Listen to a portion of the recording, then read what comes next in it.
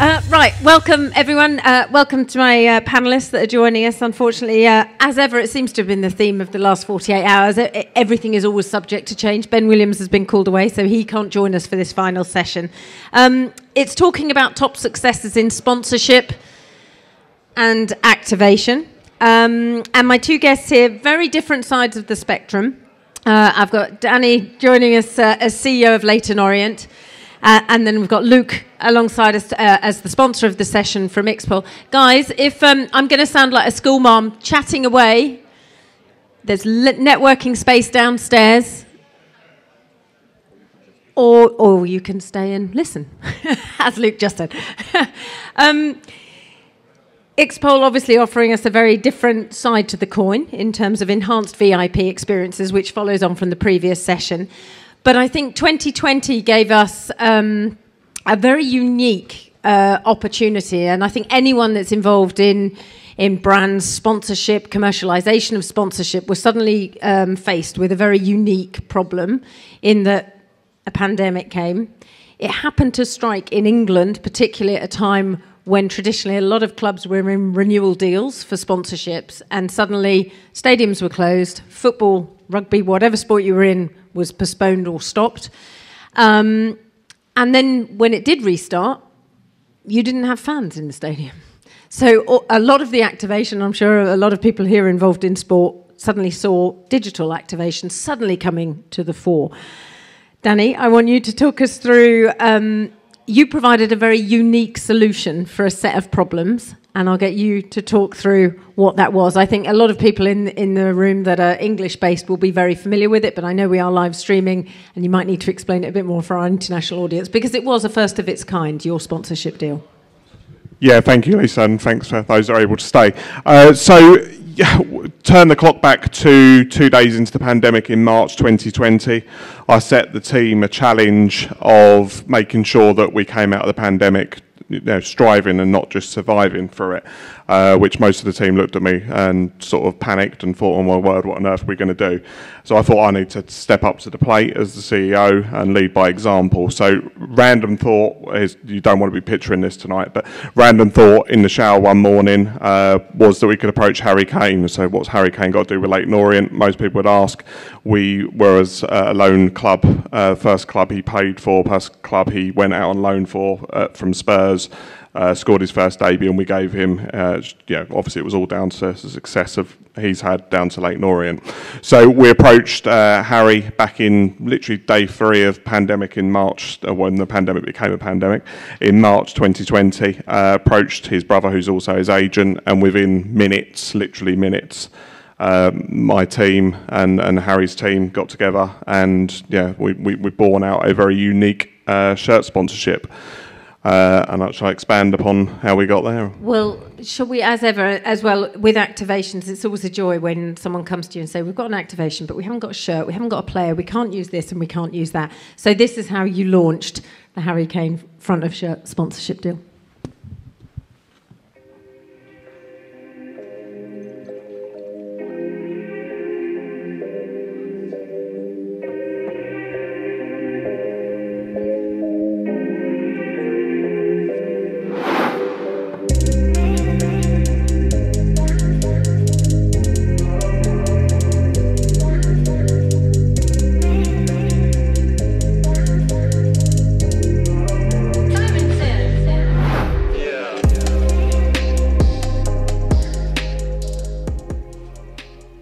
During these challenging times, it was an opportunity I couldn't refuse. Leyton Orient gave me my first pro start when I was 17. I was born within 2 miles of their stadium, and it's a chance to help 3 amazing causes. So it's an opportunity I couldn't miss. It's been inspiring to see all the work the frontline workers have been doing, from NHS staff to shop workers to delivery drivers. It's truly been inspiring to watch, and it's my way of saying thank you. Haven House is an incredible children's hospice and a lifeline to these families, supporting them through their child's illness. It was very close to where I grew up, and as a father now, I can really understand the work they do. So I want to say thank you. Mental health is a very important thing, especially during these challenging times that we find ourselves now. Mind makes sure no one suffers alone. They make sure everyone gets the support they need when they need it most.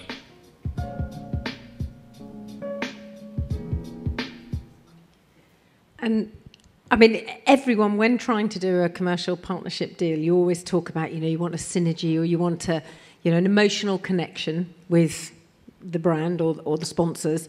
There, you managed to hit a unique moment, because not only did you get the emotional heartstrings of former player done good, all that side of it, but actually you tapped into a unique moment, which was this pandemic, and saying thank you to our frontline staff. It must have been quite satisfying to see that one little kernel of an idea progress through in a very short space of time. Yeah, very short, and obviously sponsorship normally hits the bottom line, and that's really the only gain. Okay, the commercial partner should gain out of it as well, but this one was a win-win-win situation. So the exposure for the 3 charity partners, and we've now got 3 different partners that Harry very much selected for this season. We're in the 2nd year now. That initial deal was a 1 year, and now we're into another year of that, and long may that continue. But I think the ability for others to potentially replicate this. There are many clubs. I think there was some stat that 2/3 of those that were in the England World Cup starting 11 in the World Cup in Euros final came through non-league football or lower league football. So represents that opportunity for other clubs to try and replicate this. We hear on the grapevine that Ipswich were inspired, and Ed Sheeran was inspired by his friend Harry Kane in what he did, and Ipswich have replicated that kindly with the support of Ed Sheeran. So hopefully we've built a platform that certainly at our level of the game can be replicated, and not only is the revenue that Harry's given us, it's the exposure for those partners, and monumental exposure for us, which we couldn't have ever dreamed of. You talk about the exposure, as you say, it was mentioned and covered pretty much on every news outlet. It was international exposure as well, and of course you talk about the bottom line of a front of shirt sponsor. It tends to go there in that column, but actually the effect as well on your retail side. Yeah, retail, our shirt sales just went absolutely bonkers. We had people right around the world purchasing, I think it was 72 different countries or something like that we sold shirts to. And we were also benefiting from not just Spurs fans wanting to buy a shirt and support the local cause, as well as supporting a smaller football club. We had Arsenal fans buying shirts, which obviously those that are familiar with the Arsenal-Spurs rivalry will get that irony. And it allowed us to put our sponsorship proposition to national and international brands really for the first time, and we've managed to attract international sponsors, and we're hopefully on the verge of announcing someone in the aviation sector will joining us solely really on the back of what Harry's allowed us to create and the exposure that we've generated worldwide. Yeah. And I mean, that's the key thing about sponsorship activation. Every year it tries to get more and more creative, and the key to it as well is getting more eyeballs on your product. And I guess for a club like Leyton Orient, which is League Two, a small club in terms of, was it about 5,500 fans, you suddenly had this moment where you could tap into the international audience, because for those clubs that aren't in the Premier League, tapping into the international overseas audience is the holy grail. Yeah, it was our chairman's sort of pipe dream that we'd sort of gain international exposure, and we did. We were on every single news channel up and down the world. We had our images on Times Square, etc. And we'd probably never see that again. But for that 5 minutes of fame that I think Andy Warhol said, we probably had 15 minutes and probably had more than our fair share. Definitely made the most of it. It was an excellent work to see. We talked there about trying and how you get more eyeballs on your product, and obviously the last 12, 15 months have shown that actually digital activations, all of us have seen a huge skew in how we digitally activate our sponsorships, because so many of us were confronted with the fact that the sponsors that would traditionally, and the fans that would be in the stadium or the venue would have eyeballs on it, but suddenly they didn't. So, all of the live streaming and the OTT platforms became about delivering some activation back to sponsorships. Luke, I'll bring you in here, because a key part of that is the data proposition of it, of how do you collect that data of the fans that you're getting, those eyes on your product, but also the product that you guys offer. I mean, it comes actually from elevating a VIP experience, which segues on from the previous panel, but actually there is a side to your product that by centralizing that data means you can deliver some sponsorship activations and cross-sell effectively. Yeah, but maybe we should first have a look at the little movie, because I think nobody knows X-Pol around here, and after attending all of the sessions here, I think at least half of the people should know us, because lots of the topics that were discussed are quite relevant. So let's have a look first. sports. Sports is emotion. Sports is unity. Sports is passion. Clubs thrive on the commitment of their fans. But sports is also business. Your business partners, the VIPs and sponsors have totally different expectations. They want interactions through digital channels.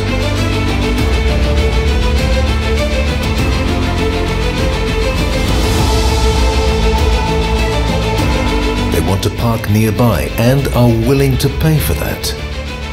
You don't want to keep them waiting in lines. VIPs want to impress their guests by inviting them to an exclusive business hub with a personalized service at all levels and choice, different menus, food types, and, if possible, even different restaurants with different chefs. VIPs want the best experience. Also, when enjoying the game or event, they want to pick the seats that best suit their needs and even personalize the whole experience. Finally, VIPs want every euro they spend to be invoiced correctly and consequently, because for them, sports is business. This is why we developed Xpol, to optimize the customer journey of your VIPs before, during and after the event. The whole club benefits from this cloud system. Salespeople use Xpol for sales and sales operations. It automates all operational processes, including the messaging with the business partners. So I really believe, and I'm convinced that Xpol is helping us to increase sales. Mostly concerning cross and upselling. We went from one catering formula to 7 different catering formulas. Xpol ensures the finance team receives correct and consistent data for their invoicing and bookkeeping. The team that benefits the most from Xpol, and I don't think you would expect my answer, but that's the finance team. Xpol ticketing is contextual, customized to the specific needs of VIPs. Using Xpol's VIP desk, the hostesses have all information about the VIPs available at the tip of a finger. Clubs centralize all catering information into Xpol so that VIPs and caterers have a direct link. Xpol is the only platform that centralizes all data of all touchpoints and makes them available to all stakeholders, including the business partners themselves, as well as their invitees. I would say the nicest thing is that the only thing I have to bring is my ticket, and all the rest goes automatically. The staff is well briefed, well informed, so we just arrive, we give our ticket, and for the rest we have a complete VIP treatment. I will recommend Xpol to other football clubs because it's a really easy system. Would I recommend Xpol to other clubs? Definitely.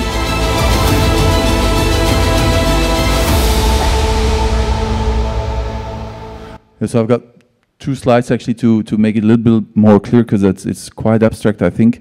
So where we actually come from is we noticed that most of the clubs, when it comes to VIP hospitality and sponsorship management, there's lots of people in the club involved to do all the work, and everybody's doing a great job and are doing everything according to the best of their means, and they're all using their own little tool in their corner, and sometimes it's good and professional tools, good CRM systems, good finance systems, whatever, but everybody's working in their corner, and in the end the result is that something that the partner agreed with the sales guy didn't find its way through to ticketing or to the hospitality personnel or through the caterer. So the experience for this business partner, for this VIP, is not optimal just because there's no ownership of where is the data and who owns the data.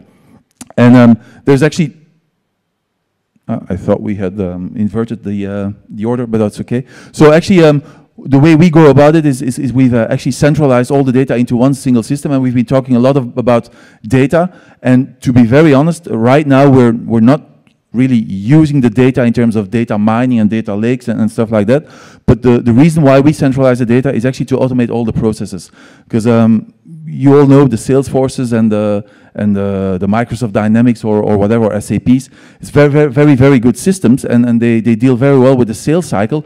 But the operations in a club or in an event arena is totally different. Actually, every time, 20 times per year, 25, 26, 30 times per year, you actually have to organize every time again a VIP event with different people attending, different formulas you're offering, people sitting in a different place.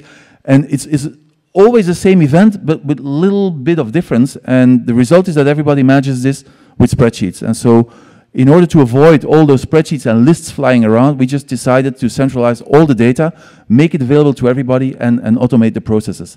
And the big advantage of that is that once you have all the data centralized, and that's something that everybody forgets right now, because everybody thinks, I've got a good ticketing system, I've got a good CRM system, but in essence, your data is still not centralized. So once you have all your data centralized, then you can actually start doing very interesting things with your partners, because then you can make the same data through different interfaces, of course, so through different websites, available to your partners. And then you can actually put them in a self-service mode where they can, at first, that's where we started as Xpol, first allow them to start managing their tickets online, invite their invitees, but quickly, by centralizing the data, we were able actually to start offering additional services on top of that. So very quickly after that, we were able to allow the customers to start deciding which hospitality package they wanted on top of it. So right now, I see here in UK, there's still like the concept of a seat and hospitality formula goes together. But in the previous session, I already heard Oliver saying, you know what, somebody could come with his customer one game and he wants to sit there and he wants to go to this restaurant, but the other game he wants to sit somewhere else and go to the other restaurant. So that's something, if you uncouple that, it's very interesting to uncouple it, but then you need to allow them to actually book it and to manage it. And so that's what what you can do through the VIP portal, which is our own technology. But if you have the data available centrally, it doesn't necessarily have to be our technology, because nearly every club will have an app, and in the app you want to offer nice services, not only content, but potentially also there you want them to allow to make reservations or stuff like that. So through the same interfaces, you can actually make that data available into any type of app. So that's step 2, is allowing them to order something.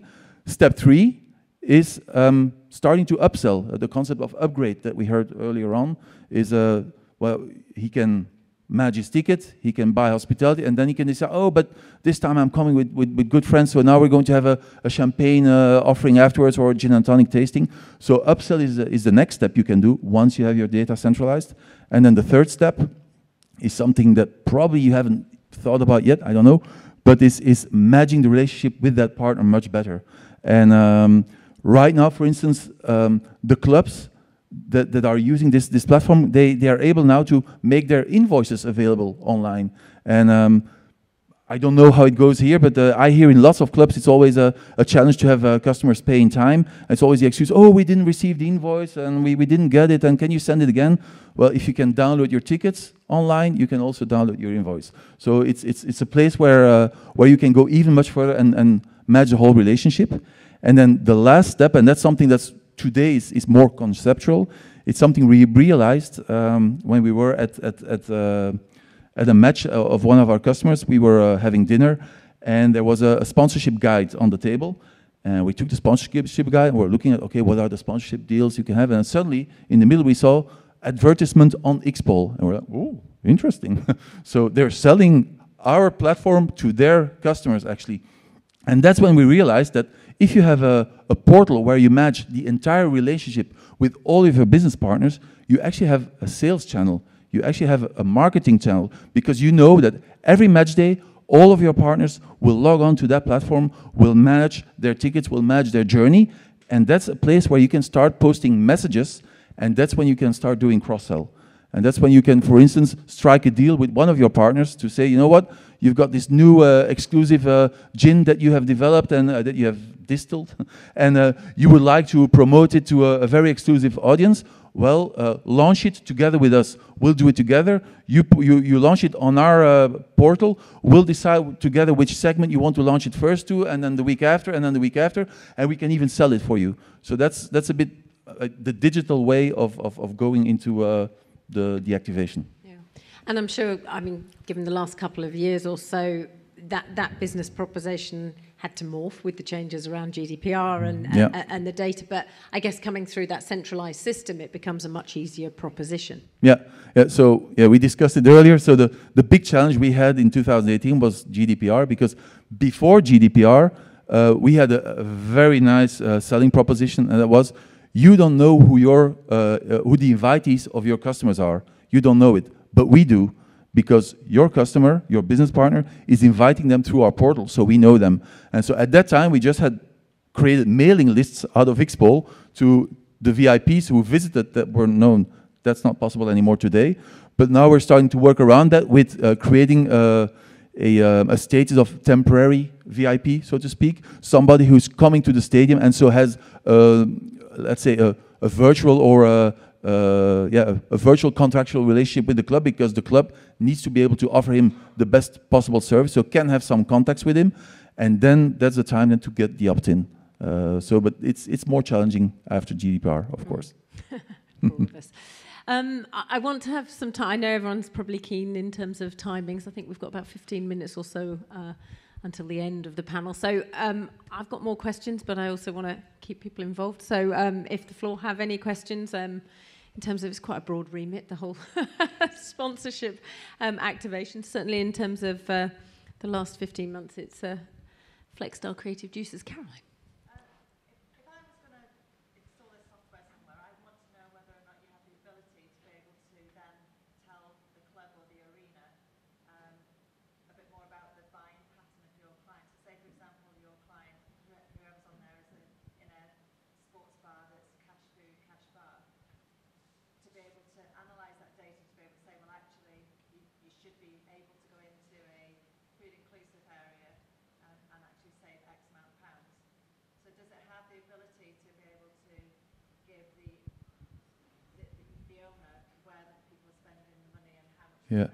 So just for the live stream, so the question is, does the Xpol product have the ability to be able to show where the fans, the customer, are spending their pounds or euros in the stadium? The answer is yes, but I don't want this to be a commercial presentation. But so the thing is, taking it away from Xpol, okay? Whether you go for Xpol or any other centralized system, what you should do if you build this or buy this or whatever is make sure that it's full of APIs. And that's where we are going today, APIs. And so if you've got the data in there, you can, through an API, link it to a data lake if you want. Put it there, dump it there with the consumer data you have, the fan data, and with the shop data and whatever. You can do whatever you want. So the data is there. How you are going to manage it is up to you. Yeah. So you can do it in Xpol, you can do it in a BI system, in a business intelligence system, or a data lake or whatever. But so this is my advice to you as not Xpol, but as a consultant, so to speak. APIs is the way to go. Stop buying systems that are closed. Buy systems that are open. Thank you. Anyone else with questions? Oh, yep. Katie will come with you because I think it helps the live stream if you've got a microphone. Thank you. Danny, have you seen any change in how sponsors evaluate the value of their sponsorship? Given a lot of games were played behind closed doors last year, there's a lot of media value, but we talk about experiences and get bedding in with the community. That was taken away. So has there been a shift over the last couple of years on how sponsors are evaluating the value of their partnerships? Yeah, good question. We obviously get used to the sponsors, not the international brands that we hope. I'll start again. Is that working? Take 3. Yeah, obviously, as I mentioned, we're trying to get international sponsors and having a degree of success with that. But away from those guys, what's become really apparent is the smaller guys that might be spending a 4 or 5 and, God forbid, a 6-figure sum 3 years ago, they were quite happy to pass their money, whatever it was, pass their money, bit of advertising, bit of hospitality, bit of non-match day, happy days, see you in June. Well, obviously those days are well gone even at our level of the game, but we are having to be an awful lot smarter in terms of the measurement back, and they're pushing us, which is exactly what we want, but we want to get to the stage where they've run out of questions. We're providing all those answers up front, not just at the end of the renewal stage, but right at the start of and right the way through that journey, so that they're informed as their decision makers and to their board and to their managing director or whoever it is, that they are always informed on the value that they're getting from that sponsorship deal 24/7, because if it's not delivering, they ain't renewing. I mean, that brings up actually quite an interesting point in that, and it can be a headache depending on what side of the fence you sit, but actually, you always want to have an engaged sponsor. Whilst it can be slightly taxing at times, actually it delivers so much better value to your brands, both from the sponsorship side and from the club side, if you have got a hands-on, and we've all probably had experience of having either hands-on or hands-off sponsors, and actually the hands-on ones delivers far more value to both of your bottom lines. A hands-off sponsor won't renew. That's the reality of it. That the marketing directors, the manager, whoever it is that's making that decision, has got to go up to the top of the tree and make the decision. And if they've got the stats in front of them, that decision is going to be an awful lot easier for the ultimate decision maker. And I guess it's become much easier now because of the digital tracking that we can do. It is much easier to demonstrate that ROI, isn't it? I can see someone waving. Andy.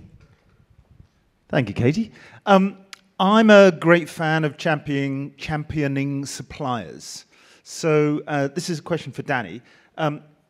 If we're talking about mitigating risk, minimizing cost, maximizing revenues and fan engagement, which is the supplier that is first on your Christmas card list? One that does the alcohol, normally.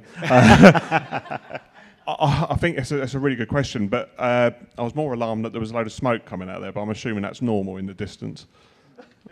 That's where the new Everton ground's going. If you started work early. So sorry, I got distracted by the smoke. But yeah, I think the reality is that you want to make sure that the suppliers that you've got at your fingertips are the ones that actually want to work with you. We've moved. I don't think there's a supplier that's with us when we took over 4 years ago. We've literally tried, whether that be catering, whether that be beer, whether that be kit, because they didn't fit where we wanted to go as a club. We've got ambitions to get up to the Championship and take it from there, which might sound ambitious when we're 6th or whatever it is in League 2, but we've had to make sure that suppliers and partners that we're going with are going to follow us on that journey and hopefully grow with us as much as they possibly can. But can I put you on the spot and ask you to name check a supplier that is helping your bottom line the most? I probably would say Harry Kane in terms of exactly that. But no, I think in one particular supplier, I probably wouldn't want to signal out, because if they see it back, they'll say, well, I didn't name them. But we are really the best. Yeah, we haven't got any that are worse, so they're all the best. I'm going to have to be boring and sit on the fence there, especially as some of our suppliers are also connected to our board ownership, so I'm having to be very diplomatic answer. It does raise an interesting point. Well, it's come up time and time again about actually the fans in terms of having a bigger voice in terms of what they find acceptable. We were talking about the environmental side, and that there's an consciousness from the current fan, and actually sponsorship has very much gone down that route, where increasingly we're seeing clubs actually making a decision not based purely on the bottom line. It does actually take account of the community side or the fan side. There's enough debate going on about gambling, front of shirt sponsors. It is interesting that there is this sort of paradigm shift as to it's not just the bottom line. It's actually about fulfilling, the ethos or the values of the club. I was looking at some sponsorship decks that we were working on as a team the last couple of weeks. So you remember the days when you would used to pitch to X brand, and there'd be a slide at the end that would talk about CSR. What we're finding now is that's to go at the front, because if it's just a bolt-on, the bolt-on's the hospitality and maybe an ad board or a bit of coverage on the streaming, but the reality is we're not leading with that at the start. And the brand that we're speaking to at the moment, that I'd say 95% of the presentation is regarding what we're going out there and doing in the community. And probably equally alongside that is data, but everything else that would have been at the forefront is now just an afterthought. Yeah, the last 15 months has definitely shuffled some things. Any other questions? Can't see if you're adjusting your hair or waving or no. We're certainly not doing yeah, these two are definitely not doing that. Right, I think that pretty much brings us to time. Thankfully, the smoke has gone now. It doesn't distract you anymore. Yeah. That's a relief. I thought they'd really started building work. There's a quick way to do it. Set fire to what's ever there and start now. Well, thank you very much for sitting alongside me for the final session. Thank you, guys. Thanks.